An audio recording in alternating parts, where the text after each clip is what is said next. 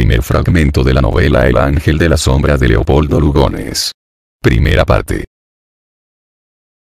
Introducción imprescindible sobre esta edición en formato de audiolibro de la novela El Ángel de la Sombra, del escritor argentino Leopoldo Lugones. Considero imprescindible acotar dos cuestiones que podrían servir de referente al lector. La primera, una muy breve reseña acerca del autor. Leopoldo Antonio Lugones Argüello, Villa de María del Río Seco, Córdoba, 13 de junio de 1874, San Fernando, Buenos Aires, 18 de febrero de 1938, fue un escritor modernista. Narrador, poeta, periodista, historiador, bibliotecario, pedagogo, docente, traductor, biógrafo, filólogo, teósofo, diplomático, político y simpatizante nacionalista. Lo otro acerca de la novela en sí misma. Fue publicada por vez primera en 1926 y se trata de la única novela que escribiera el autor. La edición príncipe la realizó el sello editorial de Manuel Gleiser y en aquel momento resultó un fracaso de lectores y de crítica. Según opina Miguel Ángel Dalmaroni, la exclusión de dicha novela por parte de Noé Gittrich de la lista de obras que consideró de suma importancia en la narrativa argentina, fue una autorización involuntaria para que la crítica posterior quedara casi eximida de mantener siquiera su recuerdo, arrumbándola en el rincón más sombrío. Siempre según Dalmaroni, cito, el prólogo y la reedición impulsada por Gramuglio tensan un arco de relecturas que, en su otro extremo, se iniciaba a finales de los años de 1950 con el ensayo de Noé Gittrich, titulado Lugones, mito nacional. A fin de esta cita.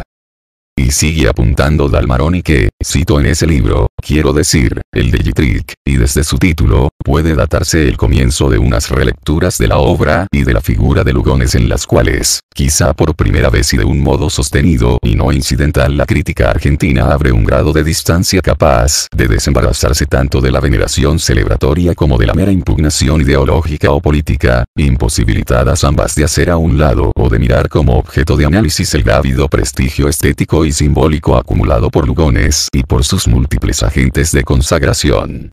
A fin de esta cita. Como al leer esta novela consideré que valía la pena continuar divulgándola en el presente formato, en vista de que en la actualidad el audiolibro es aceptado por una amplia gama de lectores. Aunque existen otras versiones en audiolibro, quise agregar la presente grabación en voz electrónica, que recoge en su totalidad la novela, cuyo argumento se basa en los infortunios del amor secreto entre Luisa Almeida, hija de una familia patricia de Buenos Aires, y Carlos Suárez Vallejo, poeta, pobre y, en apariencia, plebeyo. La presente edición fue tomada del libro electrónico en formato PDF, descargado de alejandría.com, donde se le declara de dominio público.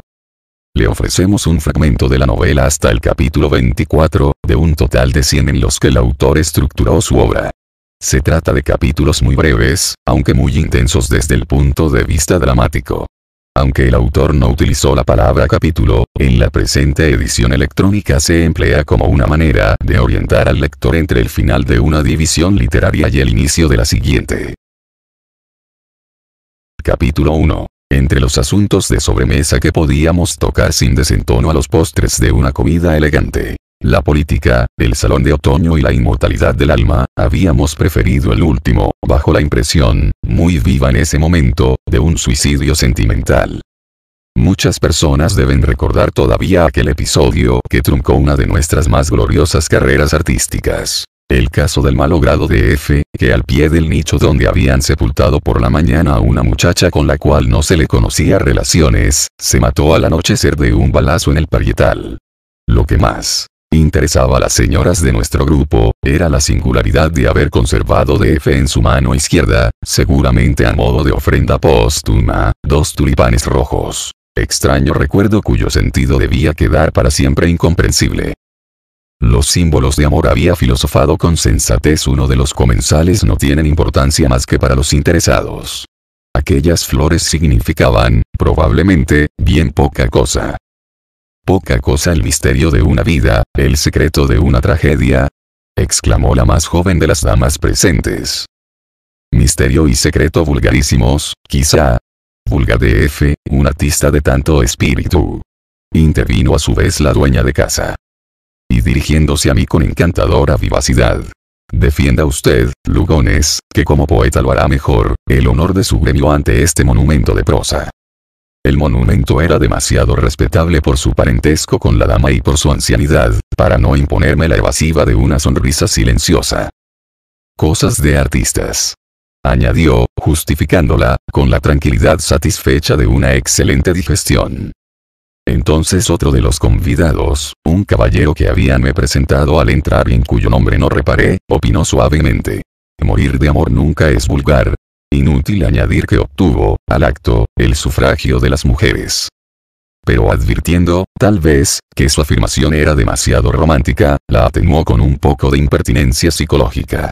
La gente incapaz de amar, que es la inmensa mayoría, desde luego, se caracteriza por dos creencias falsas: la vulgaridad del amor y el egoísmo de la mujer. Es infalible. Cuestión de experiencia, objetó un solterón elegante. Cada uno habla de la feria, y siendo así, me parece muy respetable el pesimismo de la mayoría. Es que ahí falta la experiencia, precisamente.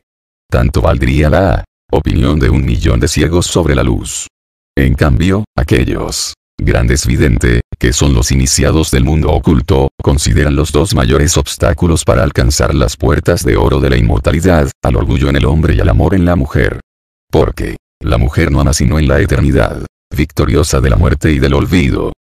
Aquellas señoras, inclinadas de seguro al ocultismo cuya literatura empezaba a difundirse en sociedad, concentraron visiblemente sobre el defensor su interés y su simpatía. Dolorosamente victoriosa, completó él con la desapasionada seguridad de una enseñanza.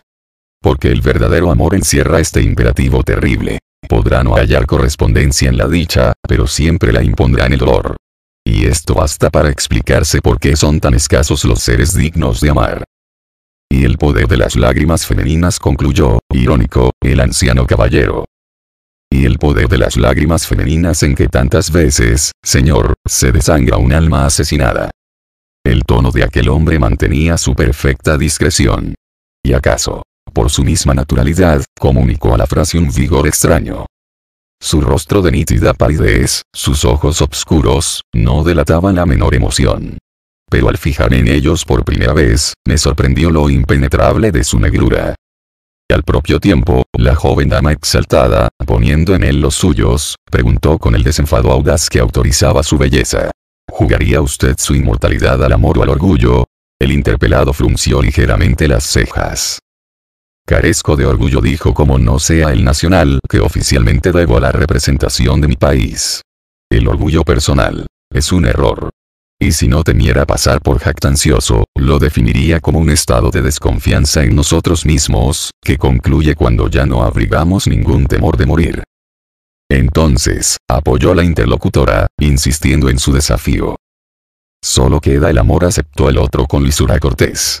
Pero la inmortalidad a que se refieren los maestros de la sabiduría, prosiguió, no es la bienaventuranza o la condenación de nuestros teólogos, sino el agotamiento de la necesidad que nos obliga a renacer y a morir otras tantas veces, mientras no logremos extinguir toda pasión. Y para cortar, seguramente, aquel diálogo, generalizando la conversación, añadió con su mismo tono discreto, en el cual insinuábase, no obstante, una gravedad de advertencia. Porque en el amor está el secreto del infierno. O para decirlo con lenguaje más feliz, el secreto de Francesca. El infierno es la pasión insatisfecha que a la otra vida nos llevamos. Todos habíamos callado alrededor de aquel original. Entonces, como él lo notara. Pero yo no soy, dijo riendo, un propagandista de la doctrina secreta. Recuerdo lo que afirman sus afiliados, y nada más. Sin contar, agregó, dirigiéndose a la dueña de casa, aquel nocturno de shopping que se nos había prometido. Acabado el nocturno, la conversación particularizóse en 4 o 5 grupos. En el mío, formado de hombres solamente, alguien comentaba, con cierto despecho a mi entender, la provocativa insinuación del dilema de amor y orgullo que Clotilde Molina había planteado poco antes al ocultista. ¿Quién es? Aproveché para preguntar en voz baja a mi vecino. Un diplomático, embajador de no sé dónde. En ese momento el hombre dirigía hacia mí. Conocía algo de mi obra, por transcripción de revistas literarias, e invocaba la amistad común de José Juan Tablada y de Sanín Cano. La verdad es que no me fue simpático. Pero la cortesía mediante, dado su carácter de forastero mal conocedor de la ciudad por la noche, llevóme en su compañía hasta el hotel donde se alojaba. Seguramente va usted a extrañar mi pretensión, díjome de pronto, cuando estábamos a pocos pasos de la puerta. Pero le ruego que suba hasta mi aposento. Tengo que hacerle una comunicación de importancia. Pues, no obstante mi propósito de permanecer algún tiempo acá, debo partir dentro de 2 días. Mas, ante mi indecisión asaz displicente. Un mandato, afirmó con acento apremiante y sordo. Y, estrechándome confidencialmente la mano. En nombre de Ayasis Villa. Vacilé como ante un abismo de misterio y de duda. Todo un mundo inmemorial, absurdo y trágico a la vez, pasó ante mí con este recuerdo. Ayasis Villa, el último imán de los asesinos. Capítulo 2. Con todo, mi interlocutor debía resultar más sorprendente que su mensaje, por otra parte incomunicable hasta hoy. Aunque el lector habrá comprendido que se refiere a la famosa secta maldita del Oriente, sobre la cual dije todo cuanto puedo publicar sin felonía, en la narración titulada El Puñal. Empezaré, pues, a referir lo pertinente de la entrevista, desde que habiéndonos instalado en la habitación de mi interlocutor, este me dijo. Aunque estuve, algunos años designado en el Japón, que fue donde conocí a Tablada, el encargo que acabo de cumplir me lo dieron para usted en Londres. Vengo de allá directamente, acreditado también ante otros 2 países limítrofes. Pensaba establecerme acá, pero una amenaza fatal acaba de intervenir en mi destino. Aquella señora ¿cómo es? Aquella hermosa mujer, que se empeñaba en filosofar conmigo. Clotilde Molina. La misma recordó con tranquilidad. Y luego, sin variar de tono. Esa dama se enamoraría de mí. No pude reprimir un movimiento de disgusto ante tan cínica impertinencia. Pero él, comprendiéndolo. Cuando sepa usted quién soy, repuso, verá que, además de imposible, eso no tiene para mí ninguna importancia. Solo me propongo evitar una desgracia que puede ser irreparable. Por lo demás, convendrá usted en que mi fuga, decidida así, no resulta un acto de tenorio. Permanecí, como es de suponer, impasible ante esa afirmación que no me interesaba discutir ni esclarecer. El interés de la historia que va a oír, explicó él entonces, hállase para usted en su vinculación con el mensaje que le he traído. No sé si usted llegará a entender por completo, ahora. Aunque sabe muy bien que el destino de los seres contemporáneos, principalmente si son del mismo país y del mismo grupo social o profesional, suele hallarse ligado por antecedentes misteriosos que el instinto revela bajo el nombre de simpatía, o que armonizan desde la sombra ciertas entidades llamadas ángeles de compasión. Pero lo que usted ignora, quizá, es que dichas criaturas se encarnan a veces, o para ser amadas, y entonces truécanse en los ángeles de adoración cuyo tipo fue Beatriz, o para amar con amor humano, bajo la noble designación de ángeles de sacrificio. Y estos seres vienen siempre a la tierra bajo forma de mujer. De suerte insinué que los ángeles de la guarda provienen de una confusa generalización teológica.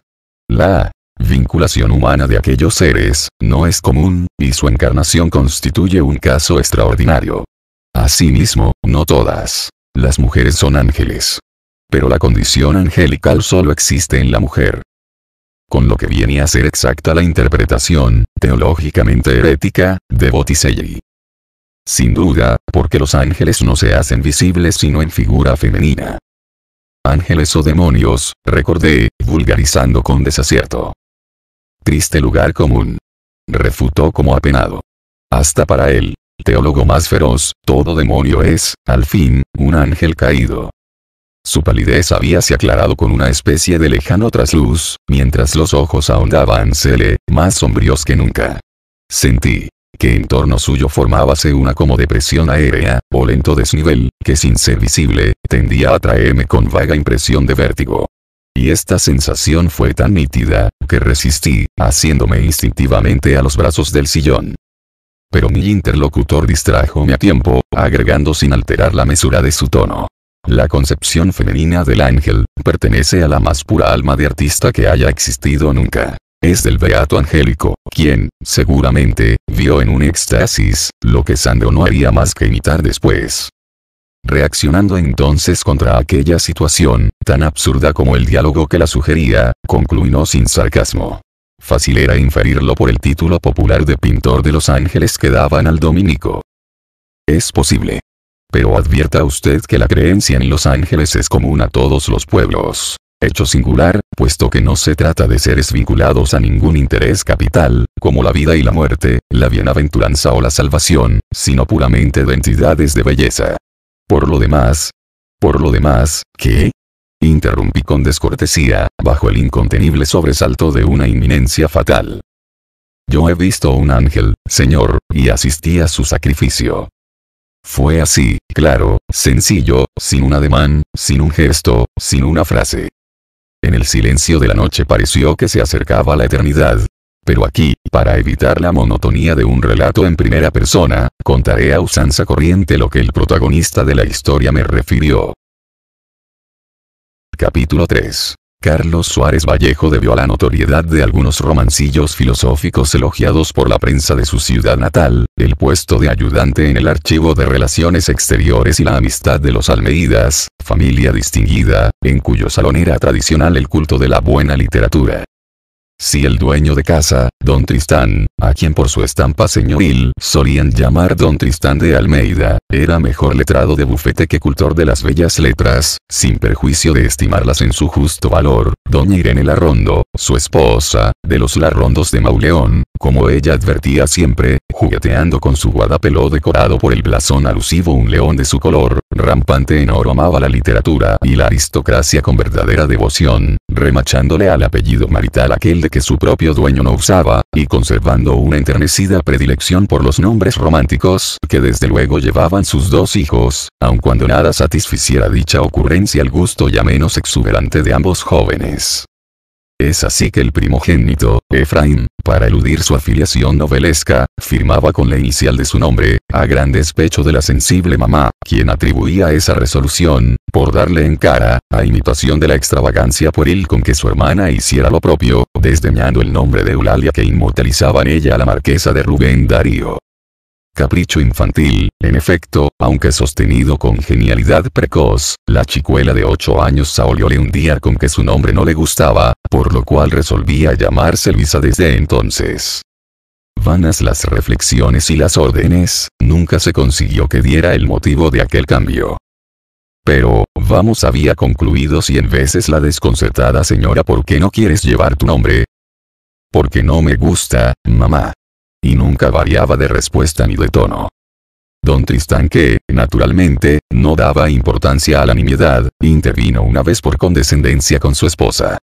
Mas, como sus apelaciones a la obediencia y al cariño, solo obtuvieran pertinaz silencio, preguntó con ligera incomodidad. ¿Por qué diantre quieres llamarte Luisa? Entonces la criatura afirmó dulcemente, alzando sin pestañear sus ojos serenos. Porque ese es mi nombre, papá.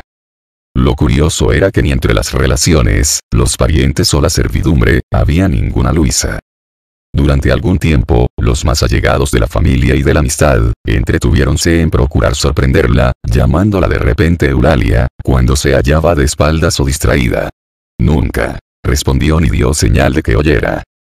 4 años después, habiendo impuesto ya su nombre adoptivo, Efraín, que le llevaba 4 también, decidía afirmarse con la inicial solamente, para disimular así, dijo, la cursilería novelesca del homónimo. Su apodo escolar de Totó generalizóse con ello. Y por consentimiento, por ignorancia, viejos y jóvenes olvidaron al fin la realidad nominativa y romántica.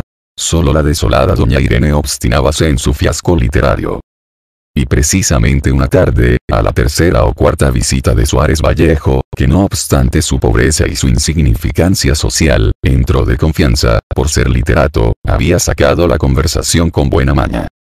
Suárez Vallejo supo así el verdadero nombre de Luisa, que consideró, a su vez, insignificante, fuera de los versos donde correspondía sin duda al aire suave de la melodía evocada, y aquel capricho de niña, que le causó cierto interés. El nombre adoptado, así concluyó, deja a mi ver de ser vulgar.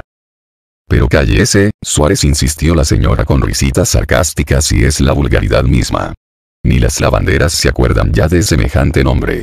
Lo más ridículo es que esta chica insista en esa tontería de la niñez.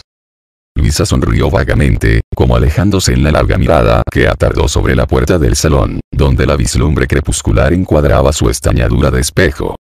Casi enteramente de espaldas a la gran lámpara familiar puesta sobre el piano, en cuya banqueta había girado al entrar el visitante, la luz vaporizaba con amarina fluidez su crencha castaña, aclaraba en gota rosa el lóbulo de la oreja, enternecía con transparencia de lirio el largo cuello y la delicada mejilla que una leve enjutez excavaba con lóbrega profundidad en la órbita, palpitada misteriosamente por pestañas larguísimas. Su blusa de seda blanca cobraba un tono de sonrosado marfil. Y soslayada así en esa vislumbre que de ella misma parecía emanar, confirmó a Suárez Vallejo la impresión de una hermosa muchacha.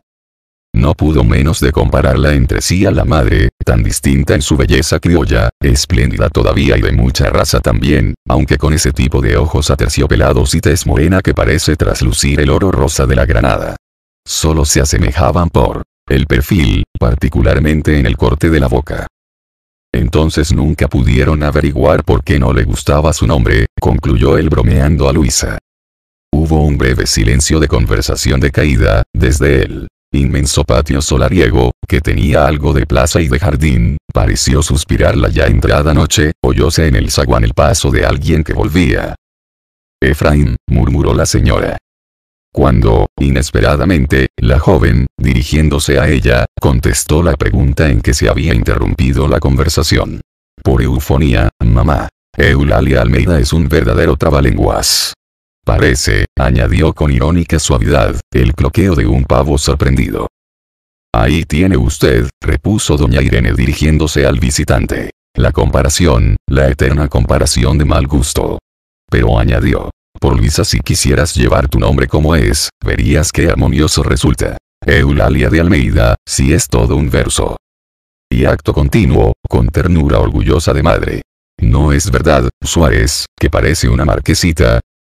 Una marquesita de raza y de poema, contestó aquel con cierta extrañeza, al no haberle oído la consabida protesta. Por Dios, mamá.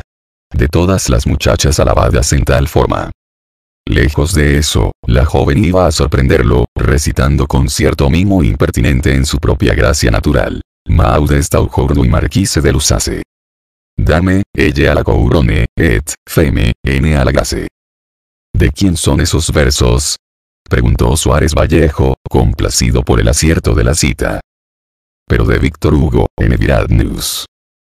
Es que esta señorita, dijo riendo Efraín que en ese momento entraba, no lee sino poemas formidables. Lo que yo admiro es la memoria para retenerlos, afirmó el otro. Eso andará por los 1000 alejandrinos. Pero yo no me lo sé de memoria. No retengo de lo que leo sino algunos versos, que se me quedan como si los hubiera sabido. Esos habrá sido, tal vez, por lo curioso del nombre, añadió dirigiendo a doña Irene una sonrisa intencionada. ¿Cómo se dirá Maude en castellano? Preguntó la aludida. Creo que Mafalda, dijo Suárez Vallejo. O Matilde, que es lo usual. Pero Totó, insistió Luisa, es injusto con eso de los poemas formidables. De leer, claro, me gusta elegir lo mejor. En el género heroico. No, Totó, no exageres. Ayer, no más, me viste entusiasmada con aquellos preciosos versos de Francis James. Es verdad. Pero porque hablaban de la muerte. El otro tema preferido. La mort aux paleurs d'auve. Qui danses mains desirea des legers lilas. Sin saber por qué, Suárez Vallejo notó repentinamente que las manos de Luisa, cruzadas sobre la falda obscura, eran de una palidez extraordinaria. Pero su amigo interpelábalo en eso. A propósito, ¿la T de mort se liga o no con la palabra que sigue? Ayer discutíamos eso con Luisa. Nunca se liga, salvo en la frase mort ou vive, contestó Suárez Vallejo levantándose. Pero usted posee admirablemente el francés, comentó la señora. Tanto como admirablemente, lo perfeccioné un poco cuando fui escribiente del jefe de ingenieros en el ferrocarril de la compañía francesa. ¿Y estuvo ya en Francia? Todavía no, aunque pienso ir, como es natural. ¿Pronto? Interrogó Luisa. Ni pronto ni tarde. Es un proyecto en postergación permanente, añadió Suárez Vallejo chanceando. Y se despidió. Capítulo 4. Mas, apenas hubo salido, cuando Efraín saltó con brusco reproche. ¿Qué tienes tú que interesarte porque un conocido se vaya o no? ¿Qué puede pensar ese de tu pregunta? Tienes razón, Totó, acató la joven suavemente. Tienes razón, ya sabemos tu costumbre de no contrariar jamás de palabra. Pero conviene pensar más lo que se dice. ¿A qué vino ese pronto? Te aseguro que me dio una rabia. Porque, veamos, ¿a ti qué te importa? Pero nada, por Dios. Lo dije pensando en algo que está a 1000 leguas de tus escrúpulos. Pensando en algo. ¿Y en qué? En que Suárez Vallejo podría quizás enseñarnos, si te parece, la dicción que nos falta. ¿Lo dices porque sabes que suele ocuparse en preparar alumnos reprobados? No, no lo sabía. Pero tanto mejor, entonces. Así no te mortificará ya mi proyecto. Como proyecto, no. Aunque el profesor no me gusta. Es demasiado joven. ¿Pero qué edad tendrá? Intervino la señora. No sé, mamá, 28 a 30 años. 30 años, no es decir un jovencito, Efraín. Y Suárez Vallejo, me parece, además, un mozo serio, instruido. Como serio y culto, lo es. Ya te he dicho que pasa francés a varios alumnos libres, para ayudarse. Porque es muy pobre. Y muy altivo. Eso se le advierte. Con lo que me parece más oportuna la idea de tu hermana. Siempre le convendrá a ese joven una lección cómoda y bien retribuida. No sé si aceptará, porque es muy distinto, siendo amigo de la casa. Además, no me encargaría yo de verlo. Y francamente, preferiría a M. Duvard. Pero si el pobre M. Duvard, compadeció la señora, no tiene ya día sano. Es más que un hombre, un catarro de 80 años cumplidos. M. Duvard, u otro así. Pero qué tiranía con tu hermana. Déjalo, mamá, dijo Luisa con jocosa displicencia, echando los brazos atrás para apoyar la cabeza en las manos. Quiere condenarme a vejestorio perpetuo. No hagas la víctima, hermanita. Claro que no dudo de ti. Pero a veces eres demasiado franca. Sin embargo, nadie hay más dócil para dejarse gobernar. De palabra, vuelvo a decirte. Y tal vez por evitarte la molestia de discutir. Pero acabando siempre por hacer lo que quieres. Mujercita. Al fin. Plagio de papá, señor hermano, como siempre que te pones cargoso. En suma, interrumpió la señora por avenencia, será mejor consultarlo con tu padre. Así se hizo, en la mesa que presidían a la antigua, es decir desde ambas las cabeceras, don Tristán y su esposa. Si bien por impedimento de esta última, siempre dolorida de su brazo neurálgico, servía su hermana mayor, la tía Marta, una solterona agregada a la familia, aun cuando disfrutaba de renta propia. Consejera de doña Irene, quien se casó muy joven, y huérfanas ambas, formó desde luego parte del nuevo hogar, donde su prudencia ganóle a poco la estimación del marido, predispuesta por la piedad ante el contraste sentimental que había malogrado su existencia. El vulgar episodio del prometido infiel, que para mayor pena no mereció el sacrificio de su belleza y su juventud. Porque, hermosa, lo fue realmente, hasta constituir un tipo, como su sobrina, que se le parecía mucho, según era de ver cuando estaban juntas. Pues, más que por las facciones, de mayor finura en ella, asemejábanse por la expresión casi fatal, que parecía sombrear la frente y los ojos con una leve cargazón de entrecejo. Era, al decir de doña Irene, el rasgo característico de los señores de Mauleón, que para grima suya no había ella sacado, aunque legara, por su parte, a Luisa, la nariz casi griega y la boca de palpitante frescura. Una boca grande, vívida, en que la juventud reventaba su generosa flor. Precisamente, la gracia singular de la joven provenía del contraste entre esa boca y los ojos castaños, de claridad tan nítida, que sin ser melancólica, parecía llorada. Pues acentuando así la línea mística del rostro un poco largo, definían aquella oposición en que reside el misterioso imperio del encanto, superior muchas veces a la misma belleza. Tía y sobrina profesábanse gran cariño, al cual no eran, respectivamente, ajenos, el parecido en que revivía para aquella lo más hermoso de su noble dolor, y la admiración que éste imponía a la otra, con una especie de trágica superioridad. Fue así la tía, quien al advertir el interés muy natural, aunque quizá indefinido aún, de la joven, por aquella provechosa ocupación, allanó la dificultad que el consultado no resolvía, disimulando, según costumbre su indecisión tras la impasibilidad realmente marmorea de su lozano rostro y de su calva tan límpida como sus lentes. Lo que pueden hacer, dijo, es organizar una clase de conjunto con Adelita Foncueva, que también quiere perfeccionar su dicción, según me parece habérselo oído a Luisa. Todo quedó así arreglado al instante.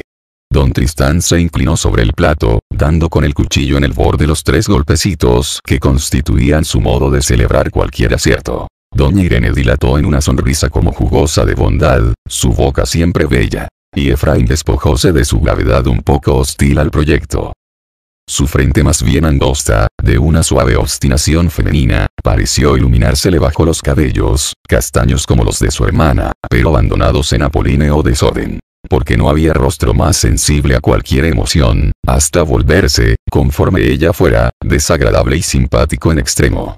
Una verdadera claridad juvenil irradió sobre todo su expresión serena. Y la fuerte mandíbula, apretada con firmeza casi brusca, desafiló como bajo una caricia su corte seco.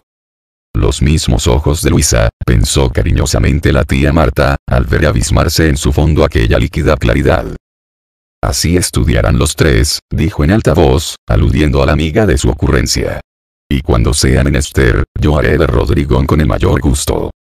Luisa, que había permanecido como ajena, bajo aquella abstracción remota que le era peculiar, pareció envolverla en la suavidad silenciosa de sus pestañas.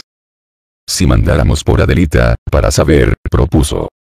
Aprobó doña Irene, levantáronse padre e hijo, y en ese momento entró el doctor Sandoval, que venía como todas las noches a invitarse su consabido café.